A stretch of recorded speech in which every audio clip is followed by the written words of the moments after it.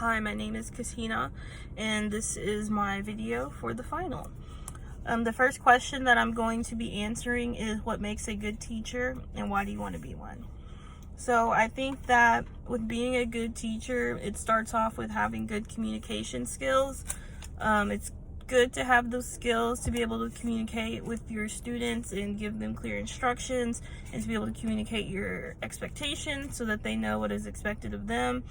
It's also important to have good communication skills when talking to parents, making sure that you're being professional and punctual, and again, giving clear instructions so that the parents are on the same page as well, so there's no confusion, and just keep that open line of communication so that whenever there's an issue on either side, both parties feel comfortable to be able to reach out and discuss it and come to a solution. The second skill that I think that is important when being a teacher that would make you a good teacher is having good listening skills.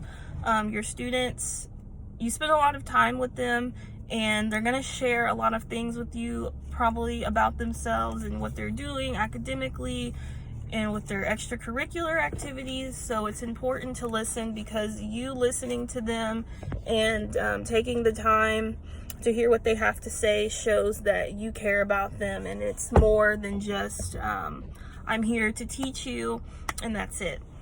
Also, if you're able to listen to your students and they know that you're listening to them, they're more likely to come to you when there is an issue that they're having in class, because they know that you're going to listen to them and actually take into consideration of what they have to say. The third thing that I think that is important, that makes a good teacher, is collaboration skills.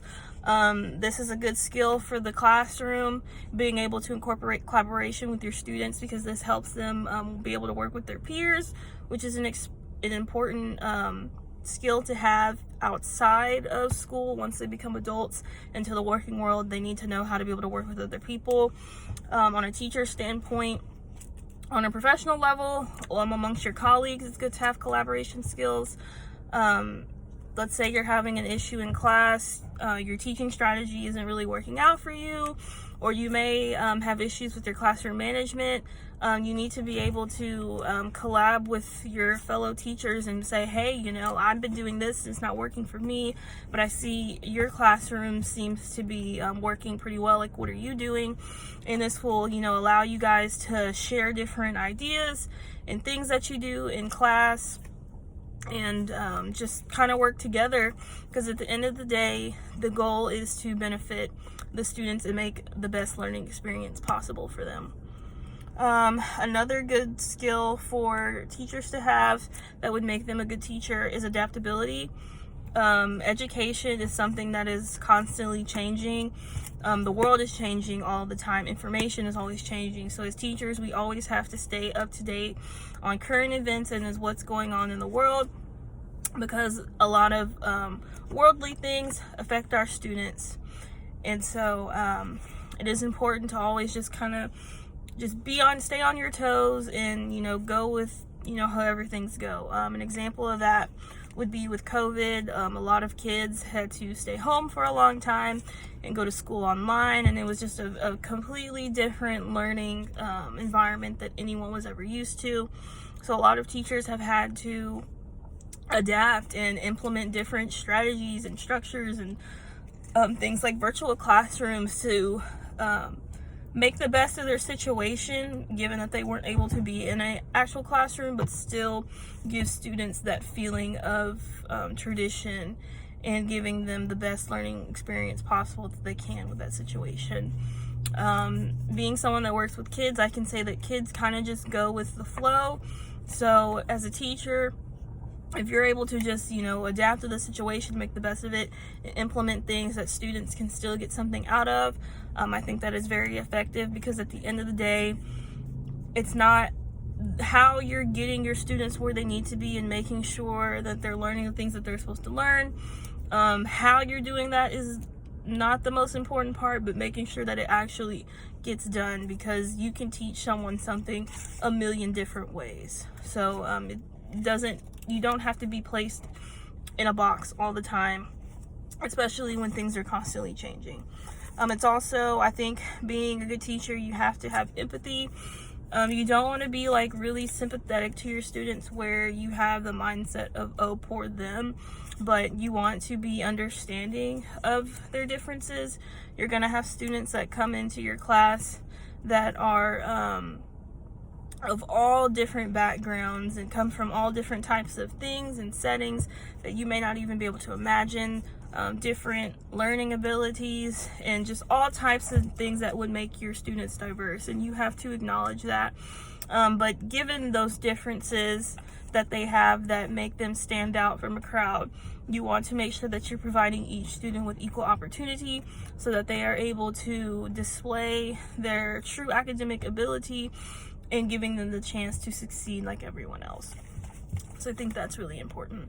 And then ultimately, I think one of the main things that makes you a good teacher is having patience.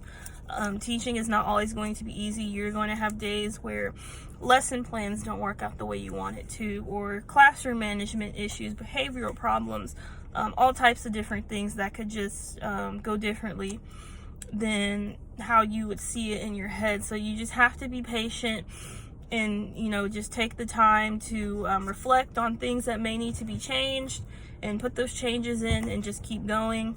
If your students see that you are patient, they are more likely to be open with you and trust you as their teacher and know that no matter, what's going on, that you're going to figure it out and that you have your kids back. And so I think that's the most important thing.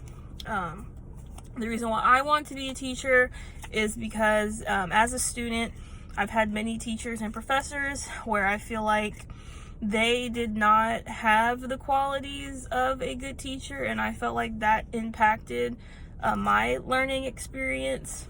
And I feel like there were times where I wasn't given equal opportunity like I feel like I should have as a student. And so I want to be able to provide students with those opportunities that I didn't have and give them that support that I didn't have, because I feel like at the end of the day, a student succeeding in school and in their classes, it all starts with having a healthy foundation with your educator, and that educator providing a safe, healthy environment for the student. So I think those are the most important things that go into being a good teacher. The second question that I'm going to answer is, during your time in the schools teaching, what was challenging and how did you overcome the challenge? The most challenging thing that I think for me was classroom management and just keeping the kids involved. The classroom that I was in, it was a science and a health class. The teacher, she taught both. And so it's all boys. It's eighth grade. So it's very high energy at times, and it's really tough to keep their attention. Sometimes I noticed that a lot of the assignments that they do in class, to me, kind of feels a little below their grade level, and it's not challenging, so they get bored really easy. So I kind of had to do some research on different teaching strategies and lesson stuff and assignments that I could implement into class whenever it was my time to teach them, to keep them engaged. I really focused on trying to do collaboration work and giving them assignments where they can work in groups. I did things where it's super interactive, like an example, they were talking about symbols on the periodic table. So I gave them a symbol and I had them draw all the neutrons and electrons, and basically made them put together a diagram in class for the symbol and let them present it and teach it to the class. So I just tried to make it as interactive as possible, and that seemed to really help. The class seemed to lack a little bit of collaboration, and it just seemed like they didn't really get a chance to work in groups. And so when I implemented that, they seemed to really enjoy that because it let them work with their peers. And I noticed that some students that were struggling, they were able to talk to their classmates in the groups and discuss what was going on, and it kind of helped them understand better versus when I was up there giving the information.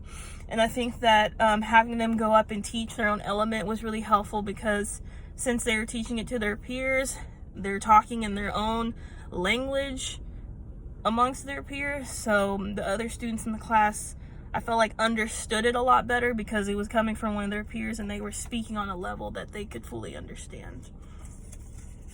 And then my third question is, after working in the schools this semester, do you feel more prepared to teach your content area? Honestly, I do feel like this has helped me a lot with feeling more prepared for teaching in my content area.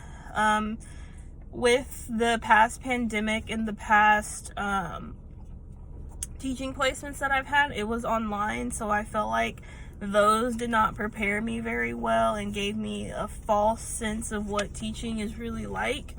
And so being able to actually be in a classroom and see the classroom changes and how this particular teacher managed her classroom and interacted with her students, and seeing all that up close, it gave me more of a sense of what really goes into teaching and made me feel a lot more comfortable once I got to know the students and started implementing my own lessons into the class. This experience also helped me figure out what I think I need to work on, which is I think lesson planning more. A better lesson planning is something that I need to work on. The stuff that I implemented in the class I felt like was successful overall, but sometimes planning and then putting it like into an actual classroom, sometimes it just comes out differently.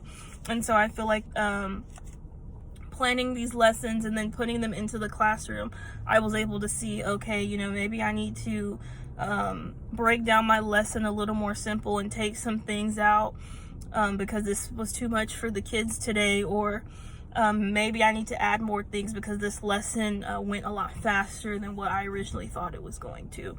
So the placement was really helpful.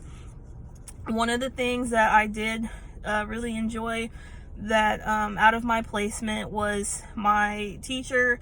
She taught through the pandemic, so she had a lot of resources that she shared with me that she uses in her class, since that school is very technology heavy.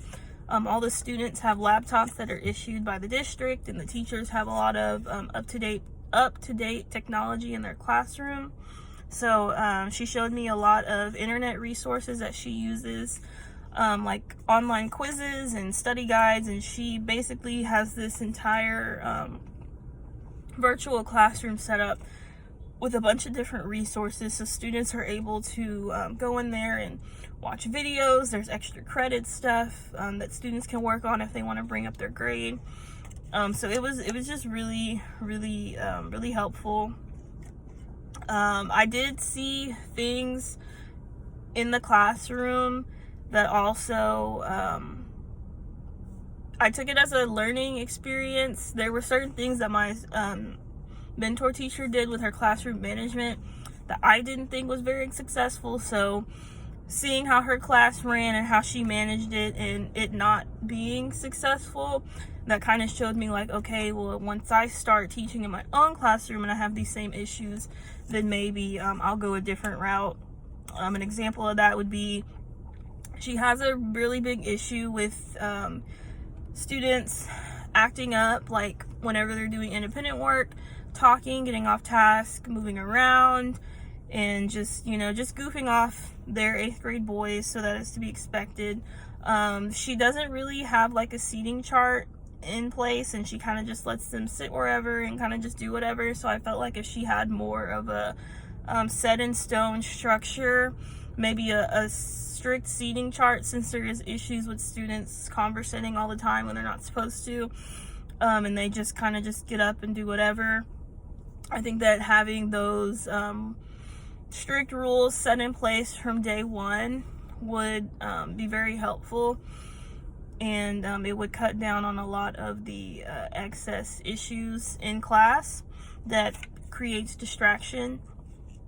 My mentor teacher did share with me some of her teaching experiences and how she developed better classroom management. So that was very helpful. So overall, I do feel like the placements were were very resourceful, and it did help prepare me for the next step, so that whenever I am in a classroom again, I do feel a lot more comfortable and confident in myself that I can really do this. Because the first day of going into that placement, I did feel really overwhelmed and kind of like, oh no, what did I get myself into? But once I got to know the kids and got to know the routine and what they were learning, and just kind of like examining like how each student learns and processes information, I was able to implement my own things and bring in new things into the classroom. Hopefully that teacher will keep going with, because I think it really benefited the students and it was something different than what they're used to. So now, being at the end of the placement, I feel a lot better, and I feel like that I could manage really being in any setting with students, because at the end of the day, it's really all boils down to how you handle the different situations and just being patient with the students overall.